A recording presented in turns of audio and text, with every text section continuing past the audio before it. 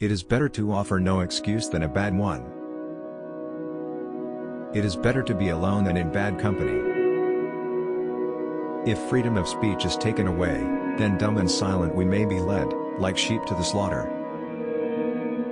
My mother was the most beautiful woman I ever saw. All I am I owe to my mother. I attribute my success in life to the moral, intellectual and physical education I received from her. But lest some unlucky event should happen unfavorable to my reputation, I beg it may be remembered by every gentleman in the room that I this day declare with the utmost sincerity, I do not think myself equal to the command I am honored with. A primary object should be the education of our youth in the science of government. In a republic, what species of knowledge can be equally important? And what duty more pressing than communicating it to those who are to be the future guardians of the liberties of the country? Be courteous to all, but intimate with few, and let those few be well tried before you give them your confidence. True friendship is a plant of slow growth, and must undergo and withstand the shocks of adversity before it is entitled to appellation. A free people ought not only to be armed, but disciplined, to which end a uniform and well-digested plan is requisite, and their safety and interest require that they should promote such manufactories as tend to render them independent of others for essential, particularly military, supplies.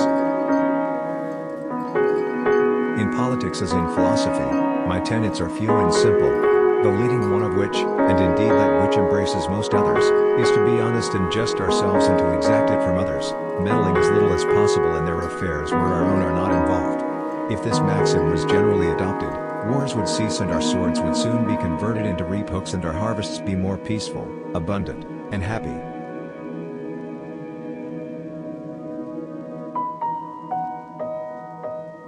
Human happiness and moral duty are inseparably connected. However, political parties may now and then answer popular ends. They are likely in the course of time and things to become potent engines, by which cunning, ambitious, and unprincipled men will be enabled to subvert the power of the people and to usurp for themselves the reins of government, destroying afterwards the very engines which have lifted them to unjust dominion. 99% of failures come from people who make excuses. I hope I shall possess firmness and virtue enough to maintain what I consider the most enviable of all titles, the character of an honest man. There is nothing which can better deserve our patronage than the promotion of science and literature. Knowledge is in every country the surest basis of public happiness. Guard against the impostures of pretended patriotism. Labor to keep alive in your breast that little spark of celestial fire called conscience. Perseverance and spirit have done wonders in all ages. Associate yourself with men of good quality, if you esteem your own reputation, for 'tis better to be alone than in bad company. Few men have virtue to withstand the highest bidder. Let us therefore animate and encourage each other, and show the whole world that a freeman, contending for liberty on his own ground, is superior to any slavish mercenary on earth. A sensible woman can never be happy with a fool. Experience teaches us that it is much easier to prevent an enemy from posting themselves than it is to dislodge them after they have got possession. Happiness depends more upon the internal frame of a person's own mind, than on the externals in the world. The harder the conflict, the greater the triumph. Where is the interest paid by those who barter trouble?